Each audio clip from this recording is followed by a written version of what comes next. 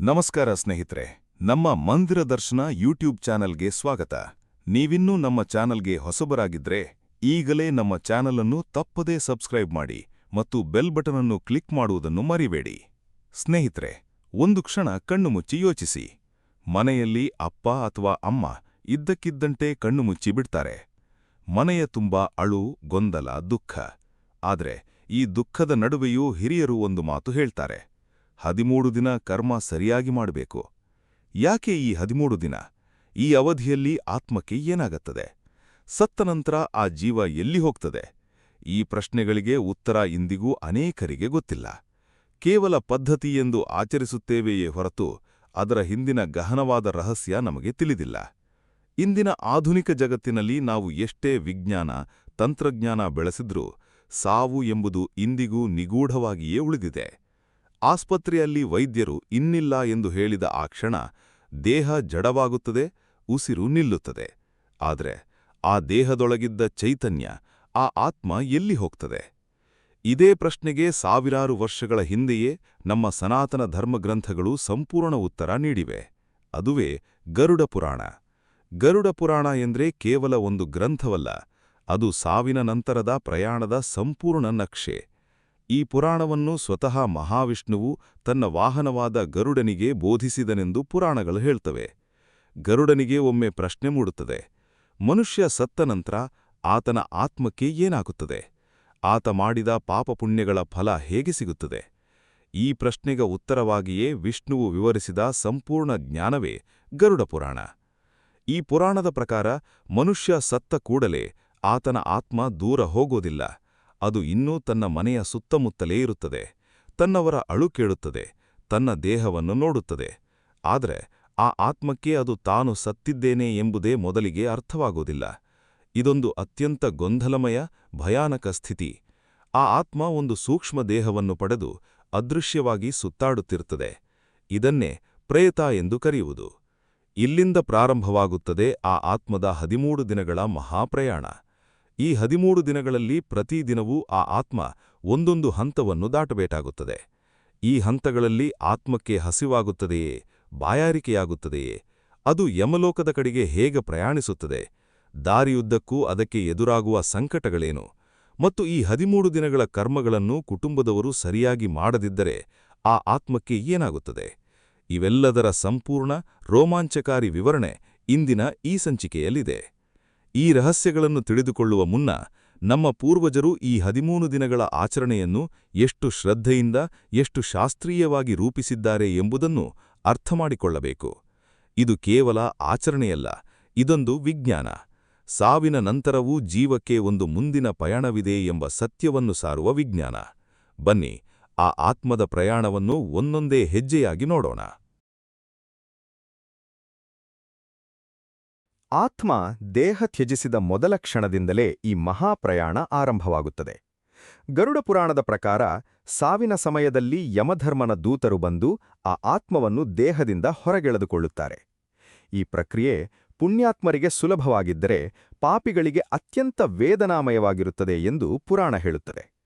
ದೇಹಬಿಟ್ಟ ಆತ್ಮ ಅಂಗುಷ್ಠ ಪ್ರಮಾಣ ಎಂದರೆ ಹೆಬ್ಬೆರಳಿನಷ್ಟು ಗಾತ್ರದ ಸೂಕ್ಷ್ಮ ದೇಹವನ್ನು ಪಡೆಯುತ್ತದೆ. ಈ ಸೂಕ್ಷ್ಮ ದೇಹಕ್ಕೆ ಕಣ್ಣಿಗೆ ಕಾಣುವ ಸಾಮರ್ಥ್ಯವಿಲ್ಲ, ಆದರೆ ಅದಕ್ಕೆ ಕೇಳುವ, ಅನುಭವಿಸುವ ಶಕ್ತಿಯಿರುತ್ತದೆ. ಮೊದಲ ದಿನ ಆ ಆತ್ಮ ತನ್ನದೇ ಮನೆಯ ಸುತ್ತ ಸುತ್ತಾಡುತ್ತಿರುತ್ತದೆ. ತನ್ನ ಹೆಂಡತಿ, ಮಕ್ಕಳು ಅಳುವುದನ್ನೋಡುತ್ತದೆ, ಆದರೆ ತಾನು ಅವರೊಂದಿಗೆ ಮಾತನಾಡಲಾಗದ ಅಸಹಾಯಕತೆಯ ಸಂಕಟ ಅನುಭವಿಸುತ್ತದೆ. ಇಂತಹ ಸ್ಥಿತಿಯಲ್ಲಿಯೇ ಆ ಆತ್ಮಕ್ಕೆ ವಿಪರೀತ ಹಸಿವು, ಬಾಯಾರಿಕೆ ಕಾಡುತ್ತದೆ.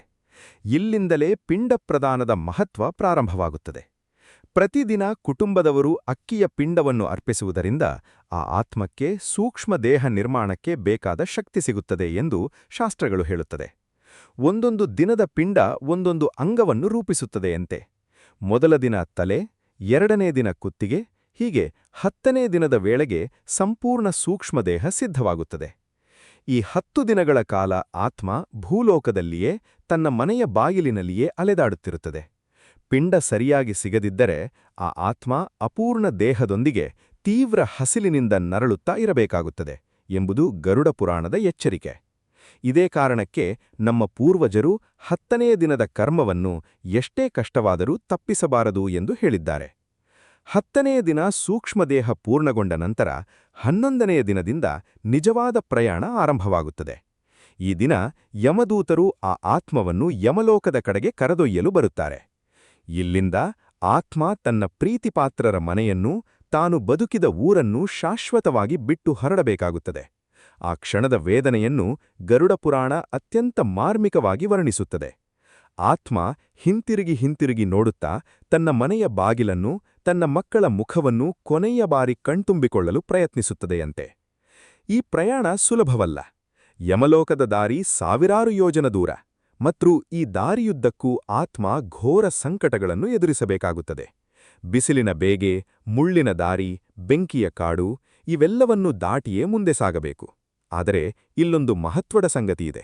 ಜೀವಂತವಿರುವಾಗ ಮಾಡಿದ ಪುಣ್ಯಕರ್ಮಗಳೇ ಈ ದಾರಿಯಲ್ಲಿ ಆತ್ಮಕ್ಕೆ ರಕ್ಷೆಯಾಗುತ್ತವೆ ಎಂದು ಪುರಾಣ ಸಾರುತ್ತದೆ. ದಾನ ಮಾಡಿದ ಗೋವು, ಅನ್ನ ನೀಡಿದ ಫಲ, ಪೂಜೆ ಮಾಡಿದ ಪುಣ್ಯ ಇವೆಲ್ಲ ಆ ಕಠಿಣ ದಾರಿಯಲ್ಲಿ ಆತ್ಮದ ಜೊತೆಗೆ ಬರುತ್ತವೆ ಎಂದು ಪುರಾಣ ಸಾರುತ್ತದೆ. ಆದರೆ ಈ ದಾರಿಯಲ್ಲಿ ಆತ್ಮ ಎದುರಿಸುವ ಅತ್ಯಂತ ಭಯಾನಕ ಅಡಚಣೆ ಯಾವುದು ಗೊತ್ತೇ? ಅದೊಂದು ನದಿ, ರಕ್ತ, ಕೀವು, ಮೂಳೆಗಳಿಂದ ತುಂಬಿದ, ಘೋರ ಪ್ರಾಣಿಗಳಿಂದ ತುಂಬಿದ ನದಿ. ಈ ನದಿಯ ಹೆಸರೇನು, ಅದನ್ನು ಹೇಗೆ ದಾಟಬೇಕು ಮತ್ತು ಪಾಪಿ ಆತ್ಮಗಳಿಗೆ ಅಲ್ಲಿ ಏನಾಗುತ್ತದೆ ಎಂಬುದನ್ನು ವಿವರವಾಗಿ ತಿಳಿಯೋಣ.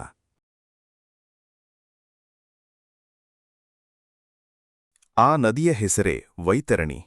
ಗರುಡ ಪುರಾಣದ ಪ್ರಕಾರ ಇದು ಭೂಲೋಪ ಮತ್ತು ಯಮಲೋಕದ ನಡುವಿನ ಗಡಿರೇಖೆ. ಈ ನದಿಯಲ್ಲಿ ನೀರಿನ ಬದಲು ರಕ್ತ, ಕೀವು, ಮಲಮೂತ್ರ, ಕೂದಲು, ಮೂಳೆಗಳು ಹರಿಯುತ್ತಿರುತ್ತವೆ. ಇದರೊಳಗೆ ಮೊಸಳೆಗಳಂತಹ ಘೋರ ಜಲಚರಗಳು, ಚೇಳುಗಳು, ಹಾವುಗಳು ತುಂಬಿರುತ್ತವೆ. ಪಾಪಿ ಆತ್ಮಗಳು ಈ ನದಿಯನ್ನು ಈಜಿಯೇ ದಾಟಬೇಕಾಗುತ್ತದೆ. ಆ ಸಮಯದಲ್ಲಿ ಅವು ಅನುಭವಿಸುವ ಯಾತನೆಯನ್ನು ಪುರಾಣ ಅತ್ಯಂತ ಭಯಾನಕವಾಗಿ ವರ್ಣಿಸುತ್ತದೆ. ಆದರೆ ಪುಣ್ಯಾತ್ಮರಿಗೆ ಈ ನದಿ ದಾಟುವುದು ಸುಲಭ, ಯಾಕೆಂದರೆ ಅವರ ಜೊತೆ ಜೀವಂತವಿರುವಾಗ ದಾನ ಮಾಡಿದ ಗೋವು ಬರುತ್ತದೆ. ಈ ಗೋವಿನ ಬಾಲ ಹಿಡಿದುಕೊಂಡು ಆ ಆತ್ಮ ಸುಲಭವಾಗಿ, ಸುರಕ್ಷಿತವಾಗಿ ವೈತರಣಿಯನ್ನು ದಾಟುತ್ತದೆ ಎಂದು ಗರುಡ ಪುರಾಣ ಹೇಳುತ್ತದೆ. ಇದೇ ಕಾರಣಕ್ಕೆ ಹಿಂದೂ ಸಂಪ್ರದಾಯದಲ್ಲಿ ಗೋದಾನಕ್ಕೆ ಅಷ್ಟೊಂದು ಮಹತ್ವ ನೀಡಲಾಗಿದೆ. ಸಾಯುವ ಮುನ್ನ ಅಥವಾ ಸತ್ತ ನಂತರ ಕುಟುಂಬದವರು ಗೋದಾನ ಮಾಡುವುದು ಕೇವಲ ಒಂದು ಸಂಪ್ರದಾಯವಲ್ಲ, ಅದು ಆ ಆತ್ಮದ ಮುಂದಿನ ಪ್ರಯಾಣಕ್ಕೆ ಒಂದು ಪಾಸ್ಪೋರ್ಟ್ ಇದ್ದಂತೆ. ವೈತರಣಿ ದಾಟಿದ ನಂತರ ಆತ್ಮ ಇನ್ನೂ ಅನೇಕ ಪ್ರದೇಶಗಳನ್ನು ದಾಟಿ ಮುಂದೆ ಸಾಗುತ್ತದೆ.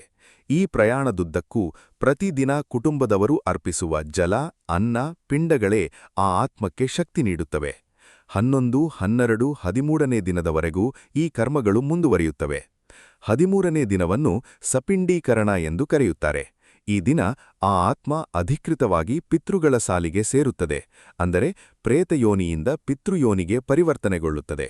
ಆದರೆ ಈ 13 ದಿನಗಳ ಕರ್ಮಗಳಲ್ಲಿ ಏನಾದರೂ ಲೋಪವಾದರೆ, ಕುಟುಂಬದವರು ಸೋಮಾರಿತನದಿಂದಲೋ, ಹಣಕಾಸಿನ ಕೊರತೆಯಿಂದಲೋ ಅಥವಾ ಅಜ್ಞಾನದಿಂದಲೋ ಈ ಕರ್ಮಗಳನ್ನು ಸರಿಯಾಗಿ ಮಾಡದಿದ್ದರೆ, ಗರುಡ ಪುರಾಣ ಇದಕ್ಕೆ ಸ್ಪಷ್ಟ ಎಚ್ಚರಿಕೆ ನೀಡುತ್ತದೆ. ಅಂತಹ ಆತ್ಮಗಳು ಪಿತೃಲೋಕ ತಲುಪಲಾಗದೆ ಪ್ರೇತಯೋನಿಯಲ್ಲಿಯೇ ಸಿಲುಕಿಕೊಳ್ಳುತ್ತವೆ. ಅಂತಹ ಆತ್ಮಗಳನ್ನೇ ಪಿಶಾಚ ಎಂದು ಕರೆಯುವುದು. ಅವು ಶಾಂತಿಯಿಲ್ಲದೆ, ಮುಕ್ತಿಯಿಲ್ಲದೆ ವರ್ಷಗಟ್ಟಲೆ ಅಲೆದಾಡುತ್ತಿರುತ್ತವೆ. ಕೆಲವೊಮ್ಮೆ ತಮ್ಮದೇ ಕುಟುಂಬದವರಿಗೆ ತೊಂದರೆ ಕೊಡುತ್ತವೆ ಎಂದು ಪುರಾಣಗಳಲ್ಲಿ ಉಲ್ಲೇಖವಿದೆ. ಇಷ್ಟೇ ಅಲ್ಲ, ಗರುಡ ಪುರಾಣ ಇನ್ನೊಂದು ಮಹತ್ವದ ಸತ್ಯವನ್ನು ಹೇಳುತ್ತದೆ. ಸಾಯುವ ಸಮಯದಲ್ಲಿ ಮನುಷ್ಯನ ಮನಸ್ಸಿನಲ್ಲಿ ಏನಿರುತ್ತದೆಯೋ ಅದೇ ಅವನ ಮುಂದಿನ ಜನ್ಮದ ದಿಕ್ಕನ್ನು ನಿರ್ಧರಿಸುತ್ತದೆ. ಇಡೀ ಜೀವನ ಒಳ್ಳೆಯ ಕೆಲಸ ಮಾಡಿದ್ದರೂ ಕೊನೆಯ ಕ್ಷಣದಲ್ಲಿ ಮನಸ್ಸಿನಲ್ಲಿ ಕೋಪ, ಆಸೆ, ಮೋಹ ಇದ್ದರೆ ಆ ಸ್ಥಿತಿಗೆ ತಕ್ಕಂತೆಯೇ ಮುಂದಿನ ಜನ್ಮ ಸಿಗುತ್ತದೆ. ಇದೇ ಕಾರಣಕ್ಕೆ ಸಾಯುವ ಮುನ್ನ ಮನುಷ್ಯನ ಮನಸ್ಸನ್ನು ಶಾಂತಗೊಳಿಸಲು, ಭಗವಂತನ ನಾಮಸ್ಮರಣೆ ಮಾಡಿಸಲು ಇಷ್ಟೊಂದು ಒತ್ತು ನೀಡಲಾಗುತ್ತದೆ. ಇಷ್ಟೆಲ್ಲ ಸಂಕಟ, ಇಷ್ಟೆಲ್ಲ ಭಯಾನಕ ಪ್ರಯಾಣ ಕೇಳಿದಾಗ ಮನಸ್ಸಿನಲ್ಲಿ ಒಂದೇ ಪ್ರಶ್ನೆ ಮೂಡುತ್ತದೆ: ಈ ಎಲ್ಲಾ ಸಂಕಟಗಳಿಂದ ಪಾರಾಗುವ ದಾರಿಯಿಲ್ಲವೇ? ಸಾವಿನ ನಂತರದ ಈ ಭಯಾನಕ ಪ್ರಯಾಣವನ್ನು ಸುಲಭಗೊಳಿಸುವ ಉಪಾಯ ಇಲ್ಲವೇ? ಇದೇ ಪ್ರಶ್ನೆಗೆ ಸ್ವತಃ ಶ್ರೀಕೃಷ್ಣ ಪರಮಾತ್ಮನೇ ಉತ್ತರ ನೀಡಿದ್ದಾನೆ. ಆ ದಿವ್ಯ ಉಪದೇಶವನ್ನು ಒಂದು ಅದ್ಭುತ ಪೌರಾಣಿಕ ಕಥೆಯ ಮೂಲಕ ತಿಳಿಯೋಣ. ಸ್ನೇಹಿತರೆ, ಮಹಾಭಾರತ ಯುದ್ಧದ ನಂತರ ನಡೆದ ಒಂದು ಘಟನೆ ಈ ವಿಷಯಕ್ಕೆ ಸಂಪೂರ್ಣ ಬೆಳಕು ಚೆಲ್ಲುತ್ತದೆ. ಯುದ್ಧ ಮುಗಿದ ನಂತರ ಧರ್ಮರಾಜ ಯುಧಿಷ್ಠಿರನಿಗೆ ತೀವ್ರ ಮನಸ್ತಾಪ ಕಾಡುತ್ತಿತ್ತು. ತನ್ನ ಬಂಧುಗಳನ್ನೇ ಕೊಂದ ಪಾಪಪ್ರಜ್ಞೆಯಿಂದ ಆತ ನೊಂದಿದ್ದ. ಆಗ ಆತ ಭೀಷ್ಮ ಪಿತಾಮಹರ ಬಳಿಗೆ ಹೋಗಿ ಧರ್ಮದ ಬಗ್ಗೆ, ಜೀವ-ಮರಣದ ಬಗ್ಗೆ ಪ್ರಶ್ನೆಗಳನ್ನು ಕೇಳುತ್ತಾನೆ. ಈ ಸಂದರ್ಭದಲ್ಲಿ ಶರಶಯ್ಯೆಯ ಮೇಲೆ ಮಲಗಿದ್ದ ಭೀಷ್ಮರು ಆತ್ಮದ ಗತಿಯ ಬಗ್ಗೆ ವಿವರವಾದ ಉಪದೇಶ ನೀಡುತ್ತಾರೆ ಮತ್ತು ಸ್ವತಃ ಶ್ರೀಕೃಷ್ಣನೂ ಅಲ್ಲಿ ಉಪಸ್ಥಿತನಿದ್ದು ಅದಕ್ಕೆ ಪೂರಕ ಮಾತುಗಳನ್ನಾಡುತ್ತಾನೆ. ಶ್ರೀಕೃಷ್ಣ ಹೇಳುತ್ತಾನೆ, ಯುಧಿಷ್ಠಿರ, ಮನುಷ್ಯನ ದೇಹ ನಶ್ವರ, ಆದರೆ ಆತ್ಮ ಶಾಶ್ವತ. ಸಾವು ಎಂಬುದು ಅಂತ್ಯವಲ್ಲ, ಅದೊಂದು ಬಾಗಿಲು, ಒಂದು ಪಯಣದ ಆರಂಭ. ಈ ಪಯಣ ಎಷ್ಟು ಸುಗಮವಾಗಿರುತ್ತದೆ ಎಂಬುದು ಜೀವಂತ ಇರುವಾಗ ನೀನು ಮಾಡಿದ ಕರ್ಮಗಳ ಮೇಲೆಯೇ ಅವಲಂಬಿಸಿರುತ್ತದೆ. ಇದನ್ನೇ ವಿವರಿಸಲು ಶ್ರೀಕೃಷ್ಣ ಒಂದು ಸಾಕ್ಷಿಯ ಕಥೆಯನ್ನು ಹೇಳುತ್ತಾನೆ. ಆ ಕಥೆಯೇ ರಾಜಶ್ವೇತನ ಕಥೆ. ಪೂರ್ವಕಾಲದಲ್ಲಿ ಶ್ವೇತ ಎಂಬ ಮಹಾಪ್ರತಾಪಶಾಲಿ ಧರ್ಮಿಷ್ಠರಾಜನಿದ್ದ. ಆತ ಅನೇಕ ಯಜ್ಞ ಮಾಡಿದ, ಕೆರೆ ಬಾವಿಗಳನ್ನು ಕಟ್ಟಿಸಿದ, ದೇವಾಲಯಗಳನ್ನು ನಿರ್ಮಿಸಿದ. ಆದರೆ ಆತ ಎಂದೂ ಅನ್ನದಾನ ಮಾಡಲಿಲ್ಲ, ಹಸಿದವರಿಗೆ ಆಹಾರ ನೀಡಲಿಲ್ಲ. ಸಾಯುವ ಸಮಯದಲ್ಲಿ ಆತ ತನ್ನ ಎಲ್ಲಾ ಪುಣ್ಯಕಾರ್ಯಗಳ ಬಗ್ಗೆ ಹೆಮ್ಮೆಪಡುತ್ತಾ ಪ್ರಾಣಬಿಟ್ಟ. ಆದರೆ ಸ್ವರ್ಗ ತಲುಪಿದ ನಂತರ ಆತನಿಗೆ ಆಶ್ಚರ್ಯ ಕಾಡಿತು. ಅಲ್ಲಿ ಆತನಿಗೆ ವಿಪರೀತ ಹಸಿವು ಕಾಡತೊಡಗಿತು. ಎಷ್ಟೇ ಪುಣ್ಯಫಲ ಇದ್ದರೂ ಅನ್ನದಾನ ಮಾಡದ ಕೊರತೆಯಿಂದಾಗಿ ಆತನ ಆತ್ಮಕ್ಕೆ ಆಹಾರದ ತೃಪ್ತಿಯೇ ಸಿಗಲಿಲ್ಲ. ಆಗ ದೇವರ್ಷಿ ನಾರದರು ಆತನಿಗೊಂದು ಉಪಾಯ ಹೇಳುತ್ತಾರೆ. ನಿನ್ನ ದೇಹ ಇನ್ನೂ ಭೂಮಿಯಲ್ಲಿ ಭದ್ರವಾಗಿ ಸಂರಕ್ಷಿಸಲ್ಪಟ್ಟಿದೆ. ನೀನು ಆ ದೇಹಕ್ಕೆ ಹಿಂತಿರುಗಿ ಯಾರಾದರೂ ನಿನ್ನ ದೇಹದ ಮಾಂಸವನ್ನು ಸೇವಿಸಿದರೆ ಮಾತ್ರ ನಿನ್ನ ಹಸಿವು ನೀಗುತ್ತದೆ. ಆದರೆ ಯಾವ ಮನುಷ್ಯನೂ ಅಂತಹ ಕೃತ್ಯ ಮಾಡಲು ಒಪ್ಪಲಿಲ್ಲ. ಕೊನೆಗೆ ಸ್ವತಃ ಮಹರ್ಷಿ ವ್ಯಾಸರೇ ಕರುಣೆಯಿಂದ ಆ ದೇಹದ ಒಂದು ಭಾಗವನ್ನು ಸ್ಪರ್ಶಿಸಿ ಆ ಆತ್ಮಕ್ಕೆ ಮುಕ್ತಿ ನೀಡುತ್ತಾರೆ. ಈ ಕಥೆಯನ್ನು ಹೇಳಿ ಮುಗಿಸಿದ ಶ್ರೀಕೃಷ್ಣ ಯುಧಿಷ್ಠಿರನಿಗೆ ಹೇಳುತ್ತಾನೆ, ನೋಡು ಯುಧಿಷ್ಠಿರ, ಬರೀ ದೊಡ್ಡ ಪುಣ್ಯಕಾರ್ಯಗಳಿಂದಷ್ಟೇ ಆತ್ಮಕ್ಕೆ ಶಾಂತಿ ಸಿಗುವುದಿಲ್ಲ. ಅನ್ನದಾನ, ಜಲದಾನ, ಗೋದಾನದಂತಹ ಸಣ್ಣ ಆದರೆ ನಿಷ್ಕಳಂಕ ಕರ್ಮಗಳೇ ಆತ್ಮದ ಮುಂದಿನ ಪಯಣಕ್ಕೆ ನಿಜವಾದ ಆಧಾರ. ಮತ್ತು ಇಂತಹ ಪುಣ್ಯಗಳನ್ನು ಸಾಯುವ ಮುನ್ನವೇ ಮಾಡಬೇಕು. ಸತ್ತ ನಂತರ ಮಗ ಮೊಮ್ಮಗ ಮಾಡುವ ಶ್ರಾದ್ದ ಕರ್ಮ ಕೇವಲ ಪೂರಕವಷ್ಟೇ, ಅದೇ ಸಂಪೂರ್ಣ ಪರಿಹಾರವಲ್ಲ. ಈ ಮಾತು ಕೇಳಿ ಯುಧಿಷ್ಠಿರನ ಮನಸ್ಸಿನಲ್ಲಿ ಬೆಳಕು ಮೂಡುತ್ತದೆ. ಆದರೆ ಶ್ರೀಕೃಷ್ಣನ ಈ ಉಪದೇಶ ಇಲ್ಲಿಗೆ ನಿಲ್ಲುವುದಿಲ್ಲ. ಆತ ಇನ್ನೊಂದು ಮಹತ್ವದ ಸತ್ಯವನ್ನೂ ಬಿಚ್ಚಿಡುತ್ತಾನೆ. ಸಾವಿನ ಭಯದಿಂದ ಮುಕ್ತಿ ಪಡೆಯುವ ನಿಜವಾದ ಮಾರ್ಗವ್ಯಾವುದು ಎಂಬುದನ್ನು. ಇದನ್ನು ಇನ್ನೊಂದು ರೋಚಕ ಕಥೆಯ ಮೂಲಕ ತಿಳಿಯೋಣ. ಶ್ರೀಕೃಷ್ಣ ಮುಂದುವರೆಸುತ್ತಾ ಯುಧಿಷ್ಠಿರನಿಗೆ ಇನ್ನೊಂದು ಕಥೆ ಹೇಳುತ್ತಾನೆ. ಇದು ಗೋಕರ್ಣ ಎಂಬ ಬ್ರಾಹ್ಮಣನ ಕಥೆ. ಗೋಕರ್ಣನಿಗೆ ಧುಂಧುಕಾರಿ ಎಂಬ ದುಷ್ಟ ಪಾಪಿ ತಮ್ಮನಿದ್ದ. ಈತ ಜೀವನವಿಡೀ ಕುಡಿತ, ಜೂಜು, ವ್ಯಭಿಚಾರದಲ್ಲಿ ಕಳೆದ. ತಂದೆ ತಾಯಿಗೆ ಹಿಂಸೆ ಕೊಟ್ಟ, ಪತ್ನಿಯನ್ನೂ ಪೀಡಿಸಿದ. ಕೊನೆಗೆ ಕಳ್ಳರ ಗುಂಪೊಂದು ಆತನನ್ನು ಕೊಂದುಬಿಟ್ಟಿತು. ಸತ್ತ ನಂತರ ಆತನ ಆತ್ಮಕ್ಕೆ ಮುಕ್ತಿ ಸಿಗಲಿಲ್ಲ. ಪ್ರೇತಯೋನಿಯಲ್ಲಿ ಸಿಲುಕಿ ಘೋರ ಸಂಕಟ ಅನುಭವಿಸುತ್ತಾ ಅಲೆದಾಡತೊಡಗಿತು. ಈ ಪ್ರೇತಾತ್ಮ ಒಂದು ರಾತ್ರಿ ತನ್ನ ಅಣ್ಣ ಗೋಕರ್ಣನ ಬಳಿಗೆ ಬಂದು ತನ್ನ ದುಸ್ಥಿತಿಯನ್ನು ಹೇಳಿಕೊಳ್ಳುತ್ತದೆ. ಅಣ್ಣ, ನಾನು ಅನುಭವಿಸುತ್ತಿರುವ ಈ ಯಾತನೆಯನ್ನು ವರ್ಣಿಸಲ ಸಾಧ್ಯ. ಹಸಿವು, ಬಾಯರಿಕೆ, ಚಳಿ, ಬಿಸಿಲು ಎಲ್ಲವನ್ನೂ ಒಟ್ಟಿಗೇ ಅನುಭವಿಸುತ್ತಿದ್ದೇನೆ. ದಯವಿಟ್ಟು ನನಗೆ ಮುಕ್ತಿ ಕೊಡಿಸು. ಇದನ್ನು ಕೇಳಿದ ಗೋಕರ್ಣ ದುಃಖಿತನಾಗುತ್ತಾನೆ ಮತ್ತು ಈ ಪಾಪಿ ಆತ್ಮಕ್ಕೆ ಮುಕ್ತಿ ಸಿಗಲಿಸು ದಾರಿ ಹುಡುಕುತ್ತಾನೆ. ಆಗ ಆತನಿಗೆ ಸಲಹೆ ಸಿಗುತ್ತದೆ. ಗರುಡ ಪುರಾಣವನ್ನು ಶ್ರದ್ಧಾಭಕ್ತಿಯಿಂದ ಪಠಣ ಮಾಡಿಸು. ಅದನ್ನು ಆಲಿಸುವುದರಿಂದಲೇ ಪ್ರೇತಾತ್ಮಗಳಿಗೂ ಮುಕ್ತಿ ಸಿಗುತ್ತದೆ. ಗೋಕರ್ಣ ಒಂದು ಪೀಪಲ್ ಮರದ ಕೆಳಗೆ ಕುಳಿತು ಬ್ರಾಹ್ಮಣರ ಸಮ್ಮುಖದಲ್ಲಿ 15 ದಿನಗಳ ಕಾಲ ಗರುಡ ಪುರಾಣವನ್ನು ಪಠಣ ಮಾಡುತ್ತಾನೆ. ಈ ಪಠಣವನ್ನು ಆ ಪ್ರೇತಾತ್ಮ ಮರದ ಮೇಲಿನಿಂದ ಆಲಿಸುತ್ತಾ ಇರುತ್ತದೆ. ಪ್ರತಿ ಅಧ್ಯಾಯ ಕೇಳಿದಂತೆಲ್ಲ ಆ ಆತ್ಮಕ್ಕೆ ಜ್ಞಾನೋದಯವಾಗುತ್ತಾ ಅದರ ಪಾಪ ಕ್ಷಯವಾಗುತ್ತಾ ಹೋಗುತ್ತದೆ. 13ನೇ ದಿನಕ್ಕೆ ಆ ಆತ್ಮಕ್ಕೆ ದಿವ್ಯ ಜ್ಞಾನ ಮೂಡುತ್ತದೆ. ಸಂಪೂರ್ಣ ಪಠಣ ಮುಗಿದ ಕೂಡಲೇ ಆ ಪ್ರೇತಾತ್ಮ ದಿವ್ಯರೂಪ ಪಡೆದು ವಿಷ್ಣುದೂತರ ಜೊತೆಗೆ ವೈಕುಂಠಕ್ಕೆ ಪ್ರಯಾಣ ಬೆಳೆಸುತ್ತದೆ. ಈ ಕಥೆ ಹೇಳಿ ಮುಗಿಸಿದ ಶ್ರೀಕೃಷ್ಣ ಯುಧಿಷ್ಠಿರನಿಗೆ ಹೇಳುತ್ತಾನೆ, ನೋಡಿದೆಯಾ ಪಾರ್ಥ, ಎಷ್ಟೇ ಪಾಪಿ ಆತ್ಮವಾದರೂ ಸತ್ಸಂಗ, ಜ್ಞಾನ ಮತ್ತು ನಿಷ್ಕಳಂಕ ಪ್ರಯತ್ನದಿಂದ ಮುಕ್ತಿ ಪಡೆಯಲು ಸಾಧ್ಯ. ಇದೇ ಕಾರಣಕ್ಕೆ ಮನುಷ್ಯ ಮನೆಯಲ್ಲಿ ಸಾವು ಸಂಭವಿಸಿದಾಗ 13 ದಿನಗಳ ಕಾಲ ಗರುಡ ಪುರಾಣ ಪಠಣ ಮಾಡಿಸುವ ಸಂಪ್ರದಾಯ ಬೆಳೆದು ಬಂತು. ಇದು ಸತ್ತ ಆತ್ಮಕ್ಕೂ ಮಾರ್ಗದರ್ಶನ, ಬದುಕಿರುವವರಿಗೂ ಜ್ಞಾನೋದಯ. ಆದರೆ ಶ್ರೀಕೃಷ್ಣ ಇಲ್ಲಿಗೆ ನಿಲ್ಲಿಸಲಿಲ್ಲ. ಆತ ಹೇಳಿದ, ಯುಧಿಷ್ಠಿರ, ಇಷ್ಟೆಲ್ಲಾ ಕೇಳಿದ ನಂತರವೂ ನೀನು ಅರ್ಥಮಾಡಿಕೊಳ್ಳಬೇಕಾದ ಒಂದೇ ಒಂದು ಪರಮಸತ್ಯವಿದೆ. ಈ 13 ದಿನಗಳ ಕಥೆಯಲ್ಲಿ ಅಡಗಿರುವ ನಿಜವಾದ ಸಂದೇಶ ಯಾವುದು ಗೊತ್ತೇ? ಸಾಯುವ ಮುನ್ನವೇ ಬದುಕಬೇಕಾದ ರೀತಿ ಯಾವುದು ಎಂಬುದನ್ನು ಸಾವಿನ ಈ ಕಥೆಯೇ ನಮಗೆ ಕಲಿಸುತ್ತದೆ. ಈ ಪರಮಸತ್ಯ ಏನೆಂಬುದನ್ನು, ಜೀವನವನ್ನು ಸಾರ್ಥಕಗೊಳಿಸುವ ಆ ಅಂತಿಮ ಉಪದೇಶವನ್ನು ಕೊನೆಯಲ್ಲಿ ತಿಳಿಯೋಣ. ಶ್ರೀಕೃಷ್ಣ ಯುಧಿಷ್ಠಿರನ ಕಡೆಗೆ ತಿರುಗಿ ಅತ್ಯಂತ ಗಂಭೀರ ಸ್ವರದಲ್ಲಿ ಹೇಳ್ತಾನೆ, ಪಾರ್ಥ, ಮನುಷ್ಯ ತನ್ನ ಇಡೀ ಜೀವಮಾನ ಹಣ ಗಳಿಸಲು, ಆಸ್ತಿ ಕೂಡಿಡಲು, ಹೆಸರು ಕೀರ್ತಿಗಾಗಿ ಓಡಾಡ್ತಾನೆ. ಆದರೆ ಸಾಯುವ ಆ ಕ್ಷಣದಲ್ಲಿ ಆತನ ಜೊತೆ ಏನೂ ಬರುವುದಿಲ್ಲ. ಹಣವಲ್ಲ, ಆಸ್ತಿಯಲ್ಲ, ಆತ ಕಟ್ಟಿದ ಬಂಗಲೆಯಲ್ಲ.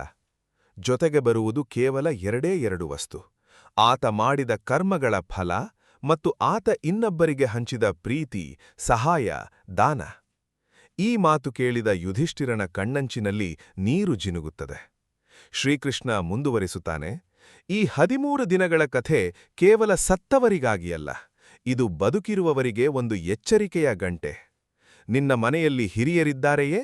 ಇಂದೇ ಹೋಗಿ ಅವರ ಕಾರಿಗೆ ನಮಸ್ಕರಿಸು, ಅವರ ಜೊತೆ ಸಮಯ ಕಳೆ. ನಿನ್ನ ಬಳಿ ಸ್ವಲ್ಪ ಸಂಪತ್ತಿದೆಯೇ?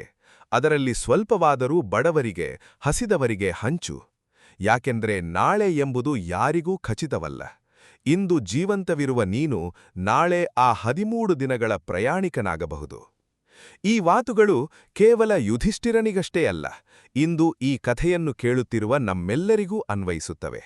ನಾವು ಪ್ರತಿದಿನ ಒಂದಲ್ಲ ಒಂದು ಚಿಂತೆಯಲ್ಲಿ, ಸ್ಪರ್ಧೆಯಲ್ಲಿ, ಮತ್ಸರದಲ್ಲಿ ಕಳೆಯುತ್ತೇವೆ. ಆದರೆ ಗರುಡ ಪುರಾಣದ ಈ 13 ದಿನಗಳ ಕಥೆ ನಮಗೆ ಒಂದು ಗಹನ ಸತ್ಯ ತಿಳಿಸುತ್ತದೆ: ದೇಹ ನಶ್ವರ, ಆದರೆ ಕರ್ಮ ಶಾಶ್ವತ. ಇಂದು ನಾವು ಬಿತ್ತುವ ಪ್ರೀತಿಯ ಬೀಜ, ಮಾಡುವ ದಾನಧರ್ಮ, ಹಂಚುವ ಸಹಾಯ, ಇವೆಲ್ಲವೂ ಈ ಜನ್ಮದಲ್ಲಷ್ಟೇ ಅಲ್ಲ, ಆತ್ಮದ ಮುಂದಿನ ಪಯಣದಲ್ಲೂ ನಮ್ಮ ಜೊತೆಗೆ ಬರುತ್ತವೆ. ಈ ಕಥೆ ನಮಗೆ ಸಾವನ್ನು ಭಯಪಡಬೇಕು ಎಂದು ಕಲಿಸುವುದಿಲ್ಲ, ಬದಲಾಗಿ ಬದುಕನ್ನು ಅರ್ಥಪೂರ್ಣವಾಗಿ ಬದುಕಬೇಕು ಎಂದು ಕಲಿಸುತ್ತದೆ. ನಮ್ಮ ಹಿರಿಯರು ಶ್ರದ್ಧೆಯಿಂದ ಆಚರಿಸಿಕೊಂಡು ಬಂದ ಈ 13 ದಿನಗಳ ಕರ್ಮಗಳ ಹಿಂದೆ ಎಷ್ಟು ಆಳವಾದ ವಿಜ್ಞಾನ, ಎಷ್ಟು ಗಹನವಾದ ಆಧ್ಯಾತ್ಮಿಕ ಸತ್ಯ ಅಡಗಿದೆ ಎಂಬುದನ್ನು ಇಂದು ನಾವು ಅರಿತುಕೊಂಡಿದ್ದೇವೆ. ಇನ್ನು ಮುಂದೆ ಈ ಕರ್ಮಗಳನ್ನು ಕೇವಲ ಸಂಪ್ರದಾಯವೆಂದಲ್ಲ, ಆತ್ಮದ ಮುಕ್ತಿಗಾಗಿ ನಡೆಸುವ ಪವಿತ್ರ ಸೇವೆ ಎಂದು ಮಾಡೋಣ. ಮತ್ತು ಜೀವಂತವಿರುವಾಗಲೇ ಪ್ರೀತಿ, ದಾನ, ಸೇವೆಯ ಪುಣ್ಯ ಸಂಪಾದಿಸಿ ಆ ಅಂತಿಮ ಪಯಣವನ್ನು ಸುಗಮಗೊಳಿಸಿಕೊಳ್ಳೋಣ. ಇದಿಷ್ಟು ಈ ಸಂಚಿಕೆಯ ವಿಷಯವಾಗಿದೆ. ಈ ಸಂಚಿಕೆಯ ಅನಿಸಿಕೆ, ಅಭಿಪ್ರಾಯಗಳನ್ನು ತಪ್ಪದೇ ನಮ್ಮೊಂದಿಗೆ ಹಂಚಿಕೊಳ್ಳಿ ಮತ್ತು ಲೈಕ್ ಮಾಡುವುದನ್ನು ಮರೆಯಬೇಡಿ. ಈ ಸಂಚಿಕೆ ನಿಮಗೆ ಇಷ್ಟವಾಗಿದ್ದಲ್ಲಿ ನಿಮ್ಮಿಷ್ಟದ ದೇವರ ಹೆಸರನ್ನು ಕಮೆಂಟ್ನಲ್ಲಿ ಬರೆಯಿರಿ. ಮತ್ತು ಆ ಭಗವಂತನು ನಿಮ್ಮೆಲ್ಲರನ್ನೂ ಆಶೀರ್ವಾದಿಸಲಿ. ವಂದನೆಗಳು.